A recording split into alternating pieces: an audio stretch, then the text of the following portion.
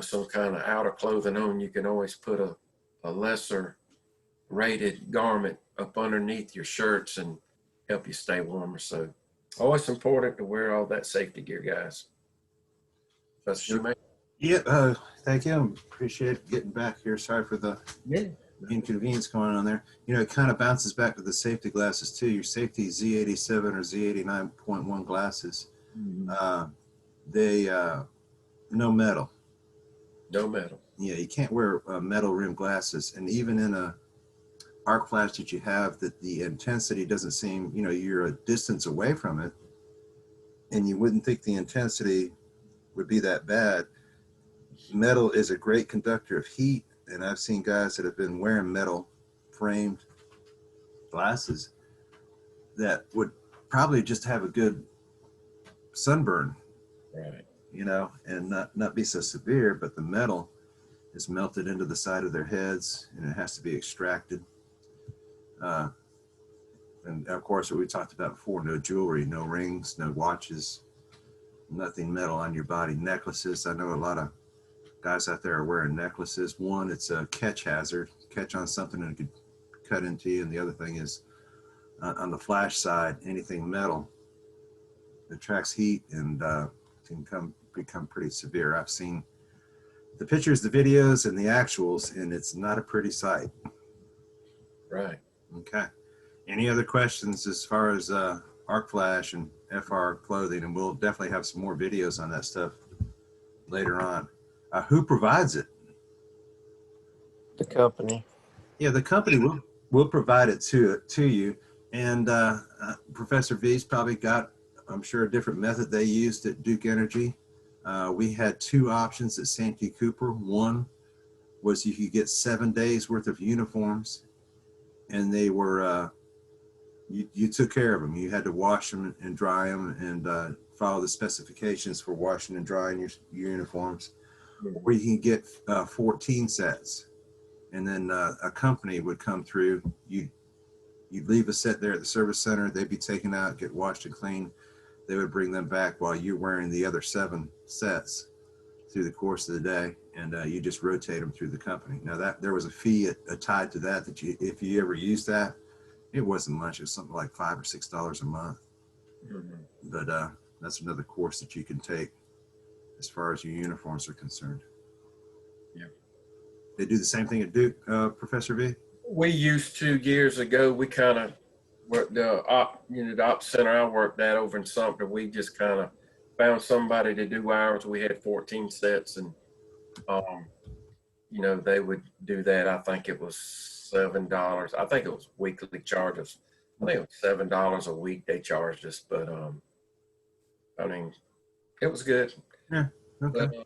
But Duke as a whole does not offer laundry service to a vendor. You have to do that on your own. I would think one of the big things that Briggs brought up there was, one, you got to roll your sleeves down. Yeah. Two was, and you'll see this about 50% of the time out there, people walking around with their shirts untucked. Yeah.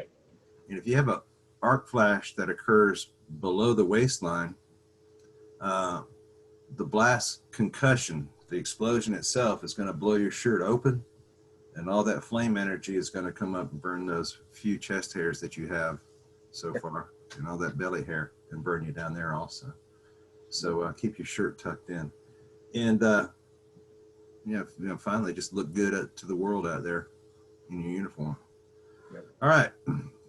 With that, let's go ahead and get started on some math we had discussed yesterday. And for those who have taken the quiz, I did not go into using Ohm's. Well, we used Ohm's law, but we gave you the equation.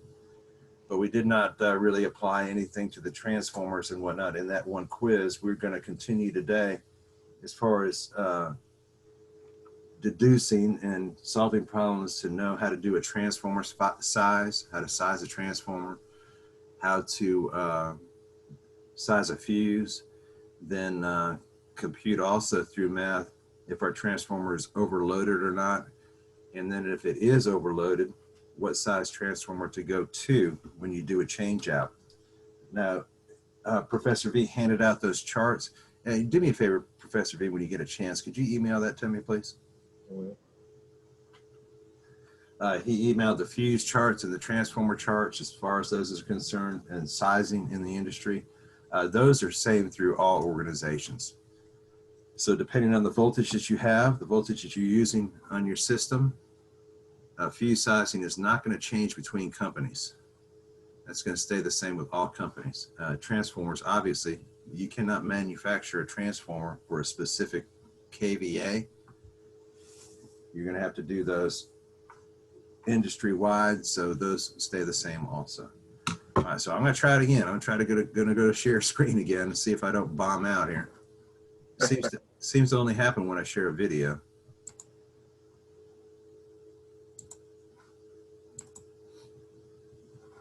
Okay, you should have a paint screen.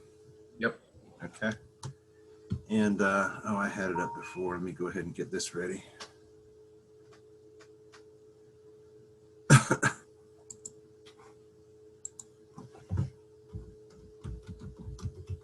Ohm's law and the chart. Images. And we're using the PIE chart. If you use, and you'll notice on my screen up to the left-hand side, there's a PIER chart and there's an IVPR chart. Both have the same computations that are going on here. Some charts just use the V for volts. Some use the E for volts. Just make sure that when you punching in those equations and we're saying PIER, you know what the E and the V stand for in those charts. Both of them are volts, but some charts do come up differently. I did look yesterday, and the E in a PIE chart stands for energy, which is kind of, if you ask me, strange, because energy can come in various forms, and we're talking about electricity. Okay, so let me get back to my paint screen.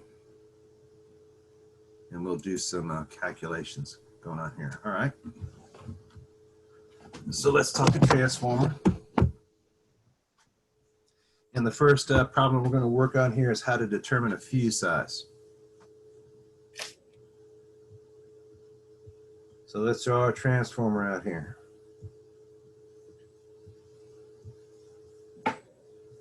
One, two, three. Now, really, when we're talking fuse size, we're going to be fusing on the primary side. We're not really concerned with secondary whatsoever.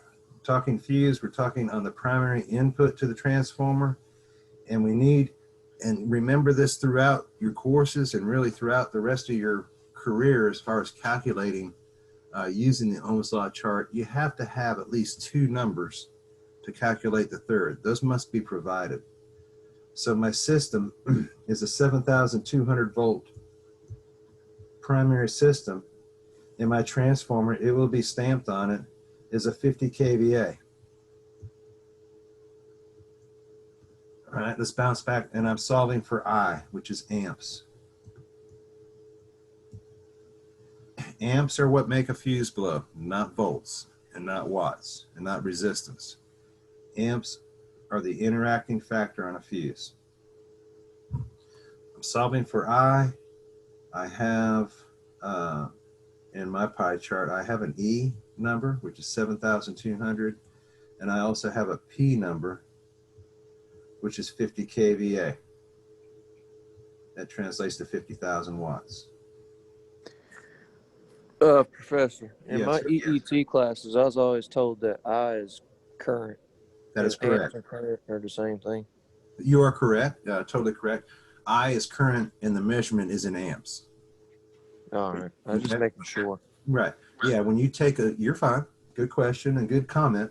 When you take your meter up there and you take a reading for I, and we'll talk about how we do metering later in the course. When you take that measurement for I, it's going to give you an output in amps, 30A.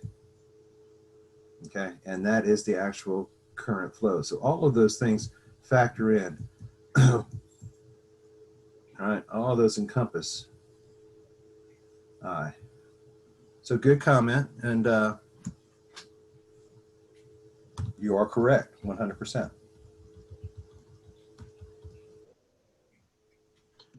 Yeah. So while we're sitting here on it, I'm solving for I. I don't know what it is. I do have an E number, so that's 7,200. And I do have a P number, power, that's 50 kVA and wants 50,000. 5, 0, 0, 0, 0. Once again, I'm solving for I. So let's bounce back to the Ohm's law chart. All right, I'm looking for I,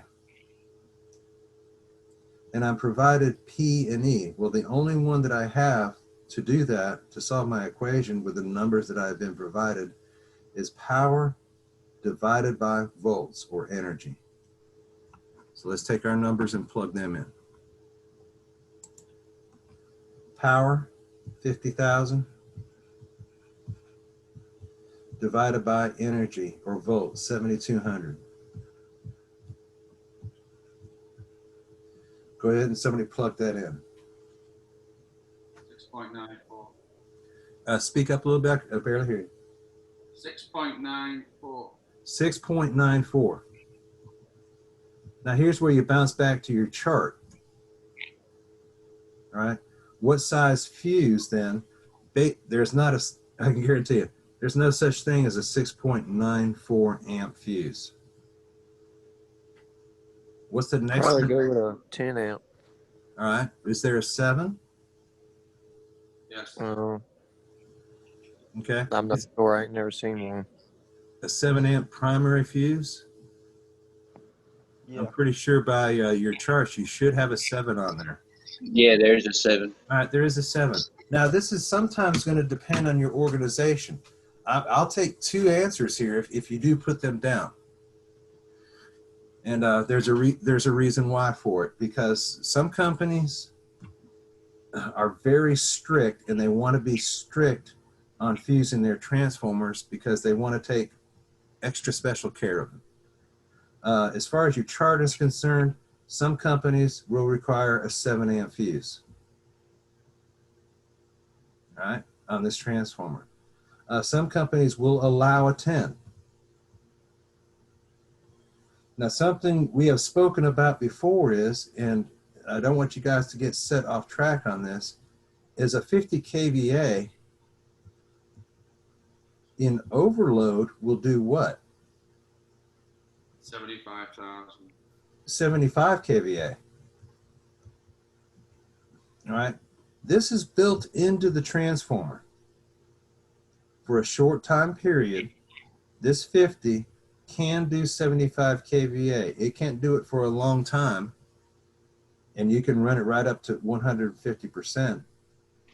But sometimes it can do 75 kVA. Is that going to change our fuse size? Yeah. All right. Here's what the industry did, and here's what the fuse makers did a long time ago to help compensate a lineman not having to go out. Well, if you say I'm going to overload that transformer, does that mean I have to keep changing fuses out? You don't have to do that. Inherent or included on the fuse is also that same 150%. Does everybody understand that? Built into the fuse. If it's already built into the transformer, then what the fuse makers did, we'll automatically go ahead and build into the fuse that it will go to 150% also for that same short time period. Now, coordination between the transformer and the fuse sometimes can get sketchy. General Electric is making the transformer, Kearney is making the fuse. All right. They do work hand in hand with each other as far as, trying to make it one safe and the other is protecting their equipment. But 2 different companies, 2 different organizations are making these products. So let's go back here.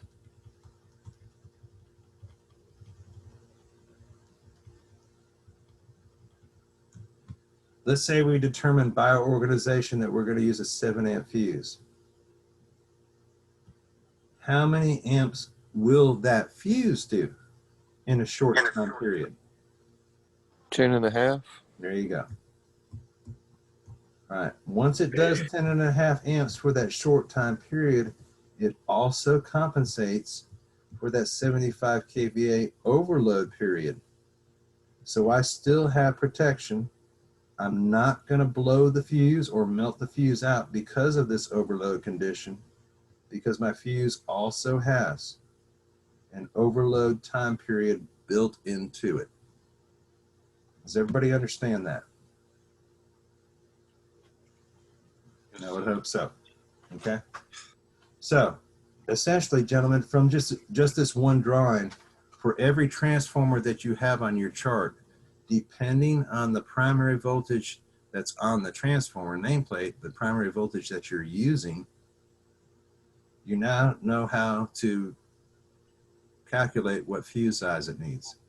If you want to be on the safe side and you're not getting any input from your company, maybe you're called out after hours, I would go with the lower size 6.94. I'm going to go with a 7 amp fuse. That way you know you're safe. All right.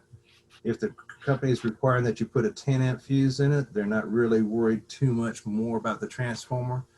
And to be honest with you, Robbie, I don't know if you've probably seen this out in the world. I have seen transformers that for a real short time period have gone to that 210, 225, 250% value. Yeah. Now you're starting to bake the paint off the transformer, that's for sure. And you might see some oil coming out of a release valve out of the top, but the power's still on, and that heat wave eventually goes away.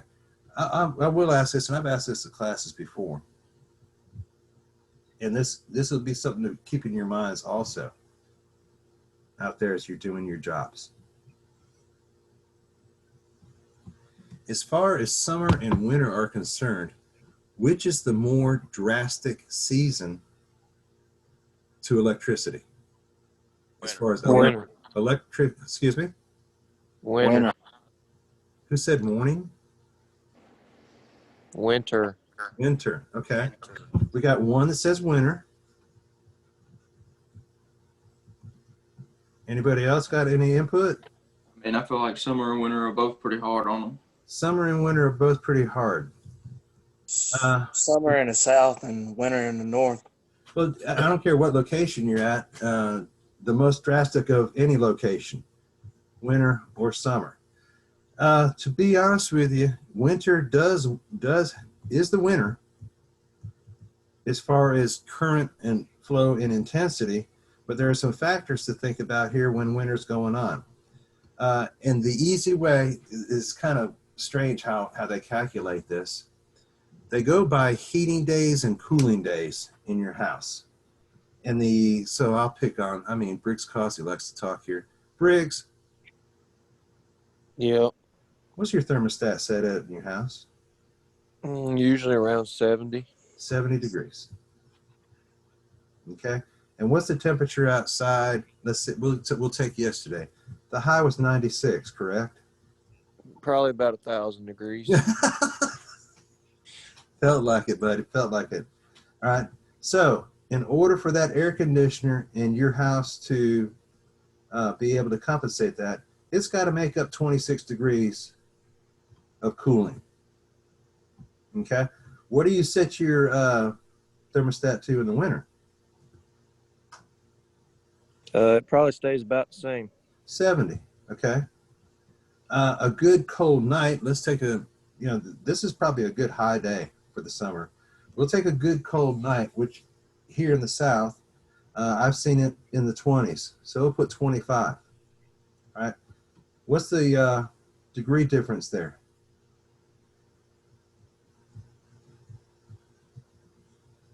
All right. Which is more harsh load-wise, summer Winter. or winter? Winter. Winter is. Now, there's one factor to back up on that kind of offsets this 45-degree makeup and the load being so hard on the system. What is the environment outside? The transformer cool, so won't it'll get as cool it hot.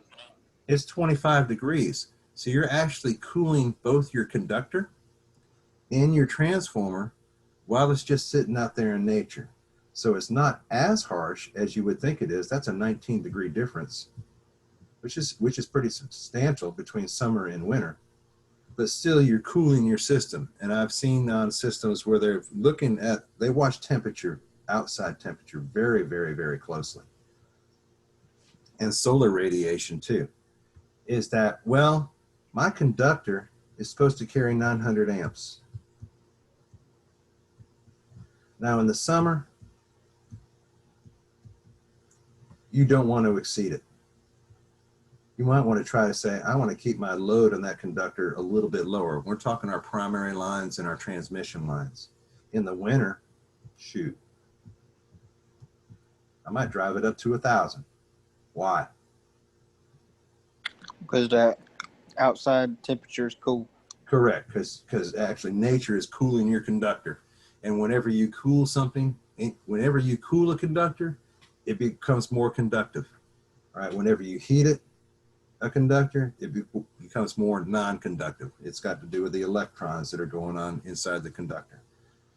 Okay, so when you go out there and you start sizing a transformer and you're doing a fuse size with your math, think of it. This transformer fuse just melted out.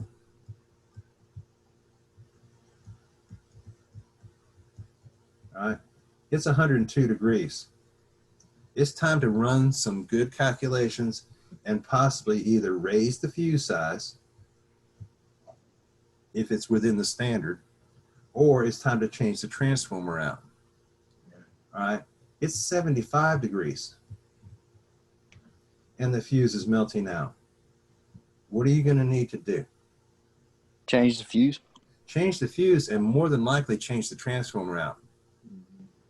Because when it becomes 102, that transformer that was sitting at 75, melting fuses, all right, is never going to be able to stand that 102 degree temperature or that 25 degree temperature. It's time to go ahead and think seriously about changing that transformer out.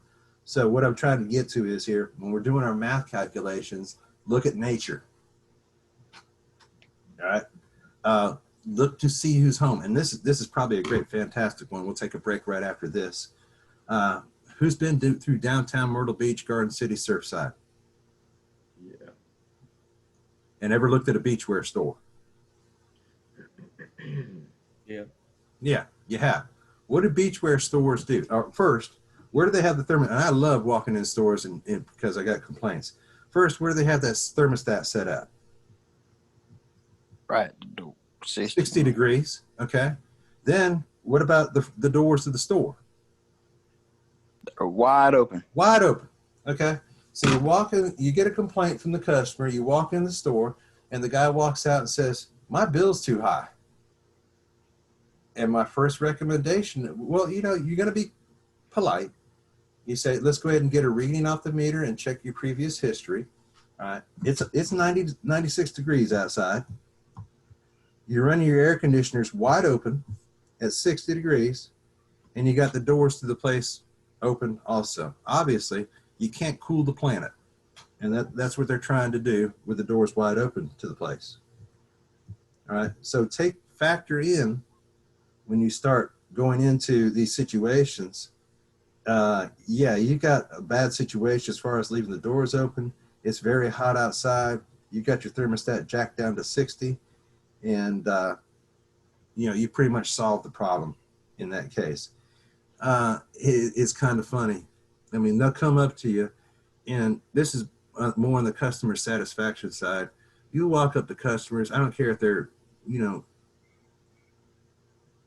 just a regular house, or you walk up to customers that are big businesses, and the first thing they want to do is what? Complain. Complain. They won't blame you for it. Huh? Yeah. The first thing they want to do to you is complain. Your company is doing this. My electric bill is too high. Something is wrong. What happened, my bill last month was $150. This month it's $325. And you are at fault. You are the problem why my electric bill is so high. Be polite. It's kind of tough to, especially if you've been working 4 or 5 hours in the heat and somebody's jumping in your grill right there when you stand up. Be polite. Say, yes, ma'am. Yes, sir. Whatever you need to do. We'll check into it and see why your electric bill is so high. We'll have to do some investigation. That's the first thing. You're probably going to have to go to it. I know, and I've been convicted for it too, is you walk up to a customer, they've got fans blowing in the window, they've got window units around the house, they got the door wide open, the dog's coming in and out, and the customer will come up to you and say, I don't know why my bill's so high, and I'm not going to pay it. And I'll turn right back around, and you know I can get a snotty face going on me. I said, if you close those windows, turn those fans off that are blowing into the house, close the door to the house, and keep your air conditioning inside without trying to cool Myrtle Beach, your bill will probably be lower. Yeah, that's kind of not a good remark to give a person out there in the world.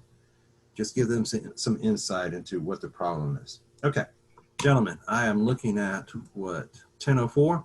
Yep. Let's say about 10:20. We will return. Let's everybody take a break.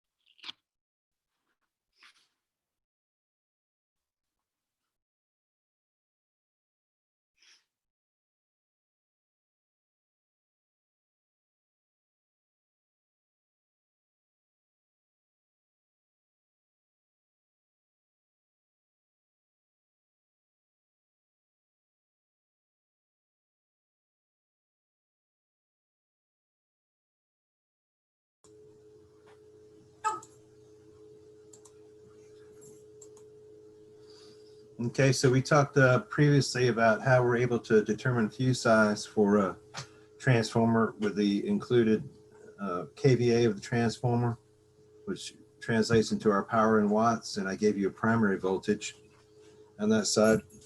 Let's talk about the actual sizing of the transformer itself. Let's talk, nice. Yep.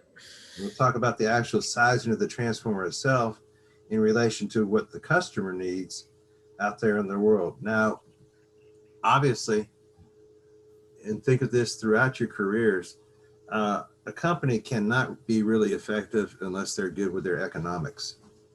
I'm not going to hang or install a transformer that costs $7,500 in a location where I only need to hang a transformer or install a transformer that costs $2,500.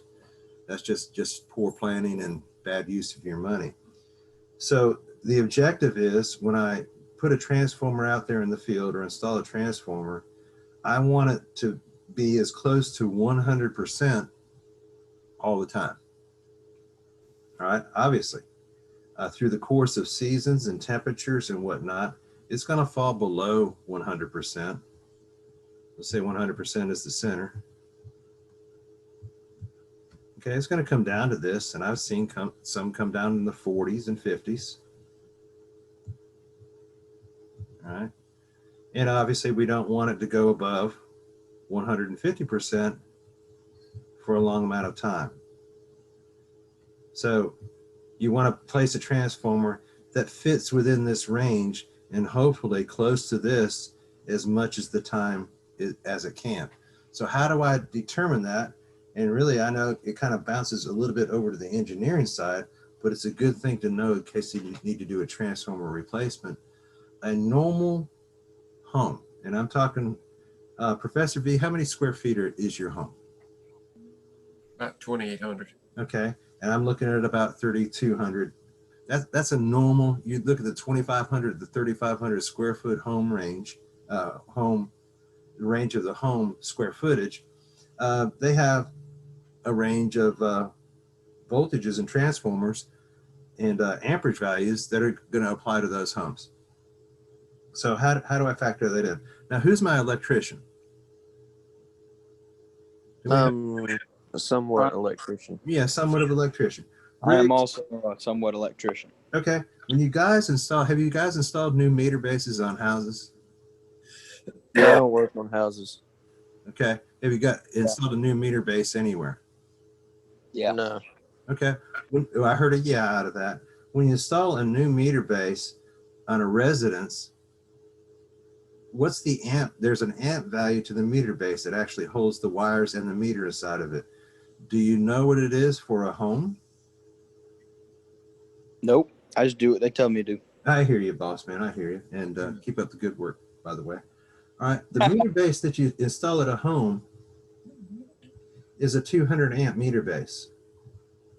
Now that means it's rated for 200 amps, but I can guarantee you guys, if you're running 200 amps into your house, you are burning it down. That's for safety reasons. Okay. 200 amp meter base at your house. I've got a smart meter at my house, and I actually looked at it yesterday.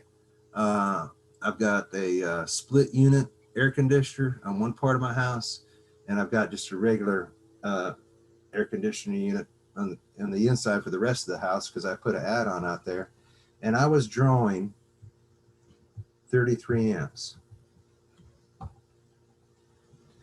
And that's typical of a home on my side.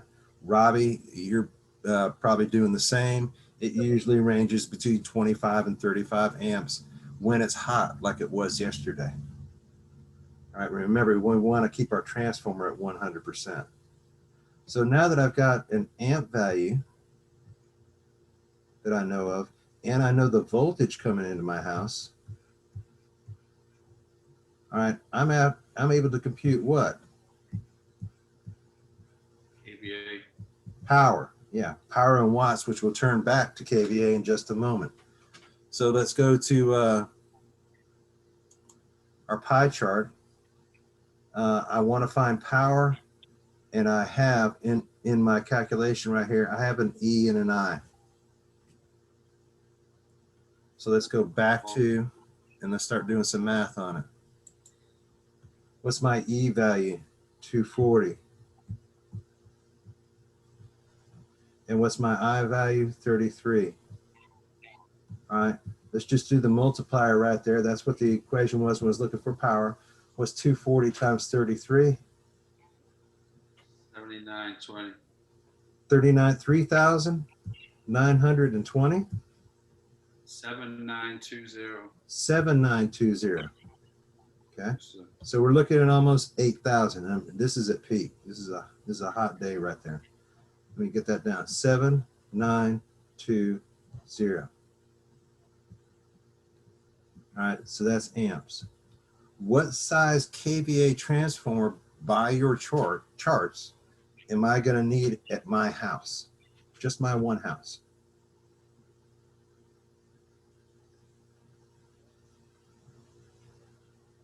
you could use a 10 kVA, but it's not going to get you to 150%. Right. So I I'm would glad you, use a 50. exactly, Paul. I'm glad you put it that way. You could use a 10 kVA, but you're going to be out of the scope of that 100%. It'll typically, because, and we'll just say, round this off to 8,000 just for math situation right here. I'll never get to that 10 kVA point. All right, here's the thing to think about. If you ever run into this situation, you got to kind of have to work on the safe side. What would happen if I went to a 5 kVA? It's 3, 5, 10, right? I mean, excuse You'd me. be working over 150%. Thank you very much. Good answer right there. If I installed the 5 and I went to 150% on the 5 kVA, I can only get, for a short time period, 7,500 watts out of that, or 7.5 kVA. Wow. It won't make that. So I'm going to have to put a 10 kVA transformer in that place, even though it typically won't reach that 100% value. All right. So dropping back here is not good to the 5. Staying at 10 is fine. Okay. So I've kind of done a calculation over here for the peak load, the amps that are coming into my house, and what kind of kVA transformer or what I would need in this place. Now over to this other side over here, I've got a transformer that's feeding 4 homes. And you remember that map that I showed you yesterday of that one transformer feeding 4 different homes. All of these homes that are around me, they were built just about the same time, just about have the same square footage. And I'm going to go ahead and use this value that I put for my home. Might be just a little bit bigger, and I'm running 2 AC units, but I'm going to use this same number right here. So 7920, 1, 2, 3, 4 homes. All right. To round this off and make this easier on a calculator, 8,000 times 4. 3,200. 32,000. All right. So all homes combined right here are using 32,000 watts. Be careful when you answer this, because there's something else that's going to be going on when we talk about this transformer right here. What size transformer am I going to need in this situation to feed all 4 homes? 50. 50 kVA. All right, what will a 25 do in overload? Shit. 37.5. 37, 37.5. Okay, will it make that number? Yes. It will make that number. One other factor to think of right here, when they're, and this is, it comes up in the industry often, when you're feeding multiple places or feeding multiple locations with loads, each have a current load on that. And let me start well, we're doing a recording on this, so you can save this in recording. File, new, don't save. And it's called diversity.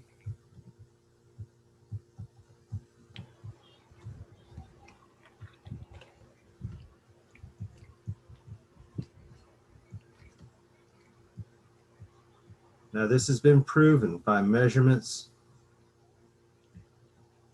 and metering and actual transformers installs, that of my 4 homes that I'm feeding from this one transformer, 1, 2, 3, 4, not all homes, all at one time, will be at peak load. So his, and maybe his AC units are running. And maybe this one doesn't have very many lights on. This one's got lights on. This one's cooking. That's what I mean by diversity. The load is not at peak. 35, 35, 35, and 35 at all times. This is a roaming number on each one of these houses. So this house, and I'm just gonna get rid of these right here. They might be at work. It might be 12. This one, only one person's at home and they're watching TV, 21. This one over here is cooking Thanksgiving dinner in the cold of winter, 35. And this one over here is, that home is closed for the winter, 5. All right, now I've really skewed the numbers, haven't I? As far as my amp loads at these locations, they are nothing near to what we discussed about in one single transformer, correct? Right, we're doing average. Correct. So we're not going to do all the math computations as far as finding out what the kVA are. But in that previous instance where I computed for 1, and this is a good question to ask if you have to change a transformer out or you're looking at a transformer to change out, is how many homes is it feeding, or how many different meters is it going to? I had in my final calculation 33.5 kVA, and a 25 would do 37.5 kVA to 4 homes. All right, keep that in mind. Diversity. Not all 4 homes will be at peak load all the time. So I would probably seldom reach 150%. A 25 kVA is okay.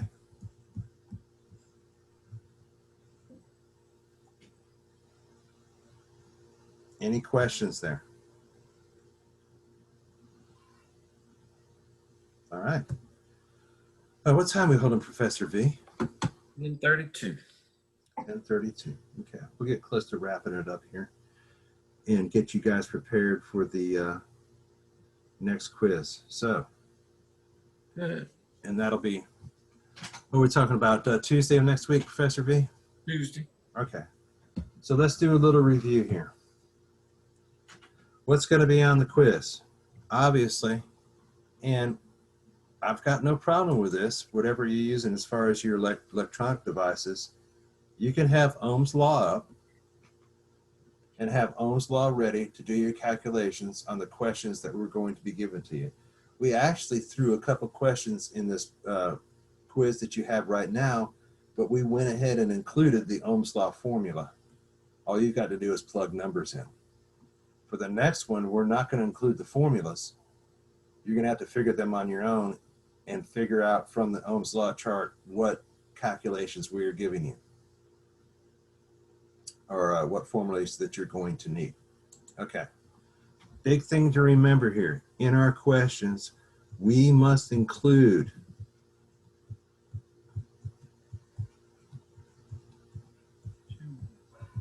two different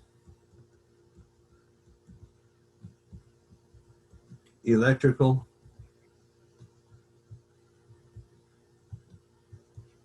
values excuse me, B-A-L-U-E-S. All right, you cannot make any computation out there unless you have two different values. The ones we're using for our Ohm's law are P, I, E, and R. So if I'm looking for P, I've at least got to give you I or E, or I or R, or E or R. Does that make sense to everybody? Yes. Okay. If I'm looking for I, we have to provide in our question at least a P and an E, a P and an R, or an E and an R. I is the one that we are looking for. So you got to have those numbers to be able to plug in. Again, I would just for the statement, kVA equals power in watts. So we give you a transformer size of 25 kVA. Turn that number into 25,000 watts, P.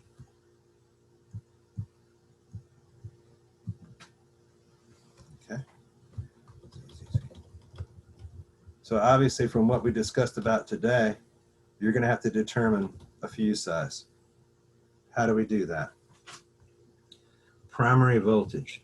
This is what we're going to provide, 7,200 volts. All right. When I ask for fuse size, I'm looking for I. Fuse equals I, current in amps. 70,200 volts is, let's change that. Let's just change that to prepare you guys that we might be throwing some different numbers out there.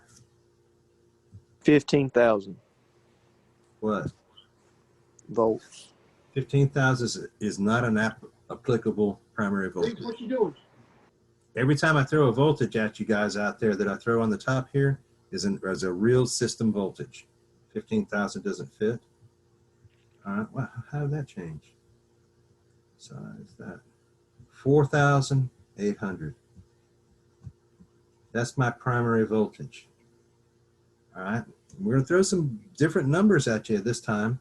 I've got a 167 kVA. What fuse size do I need? When you come up with your answer, please discuss how you got it.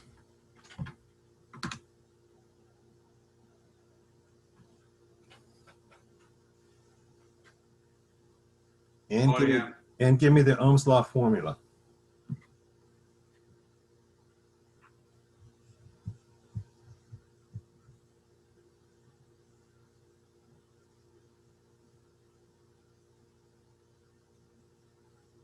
I equals 167,000 divided by 4,800. I equals 167,000 divided by 4,800. By Ohm's law chart, this is I equals P divided by E. Okay? I equals what? 34.79. 34.79. Now guys, you guys got the charts now. If you don't have a chart today, please ask Professor Vermelin for a new chart. We'll send one electronically and we'll send one by paper. Is there a 34.79 amp fuse on your charts? No. No. What is the closest thing to 34.79? 40 amp. 40? Okay. What's below a 40? 30. 30. Okay. So I would definitely go with the 40 amp fuse.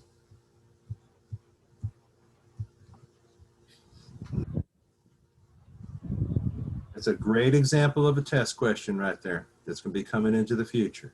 Any questions of how we derived any of those numbers? 4,800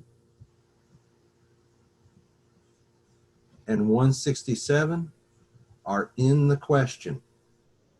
We're asking you to solve for I. Thank you, Robbie. I got a question. Yes, sir. At work, some of our machines and the disconnects, they have like 800 amp fuse. Mm-hmm. Like, so what kind of numbers would you need for that? Well, let's go ahead. Do you know what the voltage is? Yeah, it's 480. All right, hold on one second.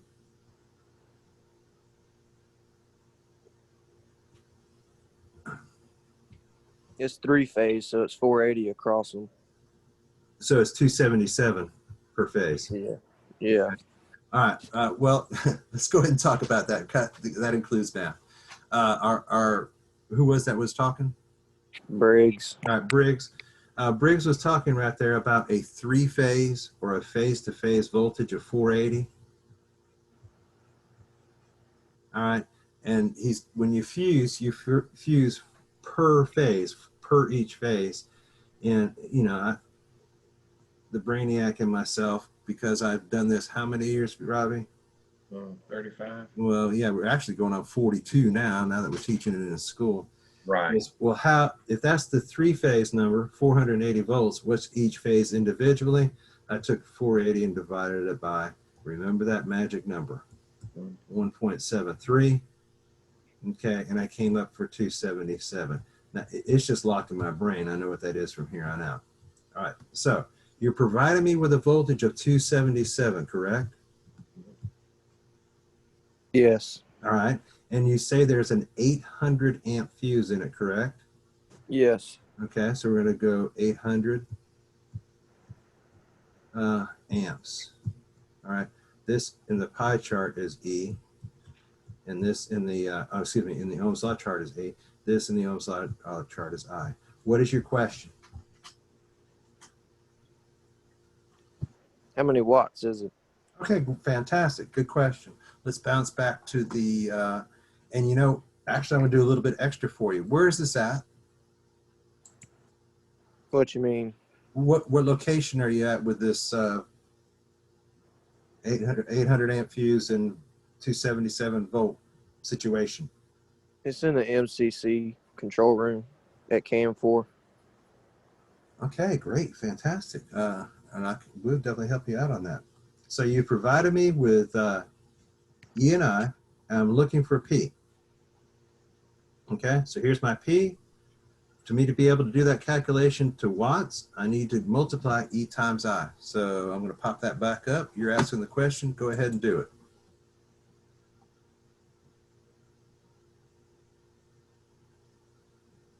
$277 Times 800. times 800. 221,600. Equals 221,600 watts. All right, if we want to bounce that back to kVA, it is what? 221.6. You're at 221 kVA. You're talking I knew when I heard the 800 amps at 277, I knew it was pretty large going on in that situation. We've talked wattage as far as a house is concerned, and maybe a small business or something like that. I will bring something up for you. You talked CAM4 and MCC. What kind of electrical equipment do they have at CAM4? Just what are they running out there? Everything you can imagine. But what everything you imagine. So they've got the Space Needles out there, and they've got the shuttle. Yeah. No, what's out there? What's running out there? Well, they got like 500 horsepower motors on the There you machines go. and stuff. There you go. That's exactly where I was headed right there. All right. How many watts equals 1 horsepower? It's more like 350, something like that. All right.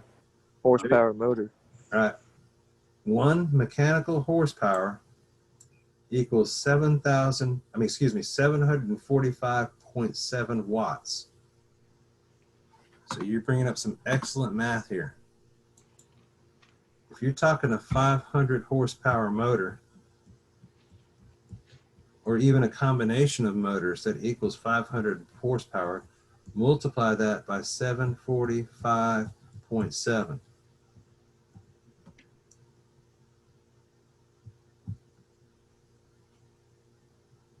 500 times 757. 500 times 745.7. 745.7. 372,850. Okay. They're That's, not quite 500 horsepower. They're like 350 ish. well, that's fine. I mean, even if, I mean, I know there's more than one, right? There's a crap ton of them. Yeah, yeah. There's bunches of them out there. So I'm sure you're going to meet that 500 horsepower level. That's how much 1 horsepower is. So all we did is multiply it there. And you've got 372,850 watts. Again, and I'll stress this, even inside the plant, are all motors running all the time? 99% of the time they run Pretty much 24/7. so. There is what they call small diversity. Pretty much that thing's running all the time. All right. For the situation that you give him here, and I know you don't know every single detail that's going on in the plant, what size transformer do I need to feed these 500 horsepower motors? We came up with what? 372.850. Yeah. Okay. So what size transformer do I need? 500 kVA. A 500 kVA. All right. We will talk a little bit later on. There is a certain situation going on here when he's talking 277, 480. All right. Yeah, we got that. We got a main breaker that runs off the underground transformer. Mm-hmm. It's a big one. I don't know how big it is, but Yeah. But that'll give you an indication right here. If that's how much it's able to handle, so it's able to handle that many watts. All right. yeah, we blew one of those fuses one day, Yeah, fun. and it blew the fuse holder in half. It's not 277, 480 is potent voltage. It's pretty explosive when something goes wrong. But it just goes to show you, and all you guys, anytime that you run into something electrical and you need to find out what's what as far as power, amps, volts, whatever in your situation, is all you need to do is bounce back to what? Ohm's law to be able to do those computations. Yep. Okay. What time are we looking at here? We're pushing right up to the cup. Yeah, I'd like to stop right about 11 today. You guys have worked hard this week, both in the classroom and out there in the field. Give you time, guys, some good time to get some lunch or whatnot. Robbie, is there anything you want to add as far as this morning is concerned? No, sir, you got it. Okay. Anybody have any questions? We're going to meet out there at the field at 12:30. I don't know if you noticed I had done that before. I had the National Weather Service forecast for today. A heat advisory, surprisingly, was not in effect yesterday. It is in effect for today, so make sure you bring plenty of water. Let's be safe out there in the field. We'll get some work done, but let's not overrun ourselves and get sick or have any heat-related situations out there in the field. So with that, we'll see you guys at 12:30 at the field if there's no other questions. Have a good day, gentlemen. Yes, sir. I saw it was going to be even worse today than it was yesterday. So that's what it's showing out there, and you know, we'll move along. We'll do the best we can and take breaks as we need them.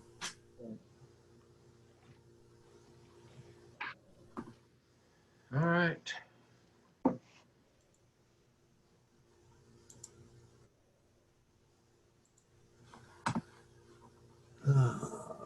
Let's stop the share here. Stop the recording here.